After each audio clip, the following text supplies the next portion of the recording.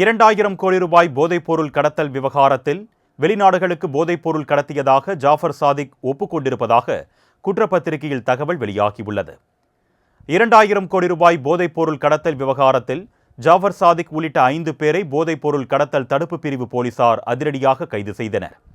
இந்நிலையில் போலீசார் கைதான 5 பேரும் மீதும் டெல்லி சிறப்பு நீதிமன்றத்தில் குற்றப்பத்திரிகை தாக்கல் செய்துள்ளனர்.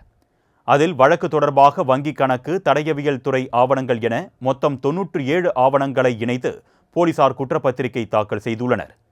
குற்றப்பத்திரிகையில் பல திடுக்கிடும் தகவல்கள் தெரிவிக்கப்பட்டிருப்பதாக தகவல் வெளியாகியுள்ளது. அதாவது, போதைப்பொருள் கடத்தல் மூலமாக வரக்கூடிய பணத்தை ஜாஃபர் சாதிக் பீச் ஸ்டேஷனில் உள்ள மணி எக்ஸ்சேஞ்ச் நிறுவனம் மூலமாக பணத்தை மாற்றியிருப்பதாக தெரிவிக்கப்பட்டுள்ளது.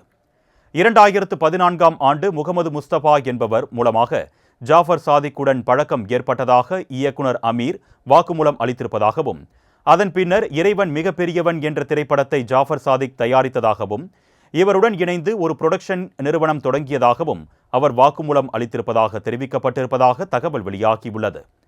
மேலும் நியூசிலாந்து, ஆஸ்திரேலியா, மலேசியா போன்ற நாடுகளுக்கு ஜாஃபர் சாதிக் போதைப் பொருட்கள் கடத்தியிருப்பதாக ஒப்புக்கொண்டதாகவும் குற்றப்பத்திரிகையில் தெரிவிக்கப்பட்டிருக்கிறது.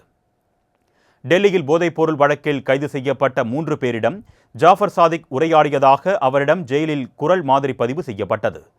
அதனை தடயவியல் பரிசோதனைக்கு அனுப்பிய போது உரையாடிய சாத்தியக்கூறுகள் இருப்பதாக குற்றப்பத்திரிகையில் தெரிவிக்கப்பட்டுள்ளது.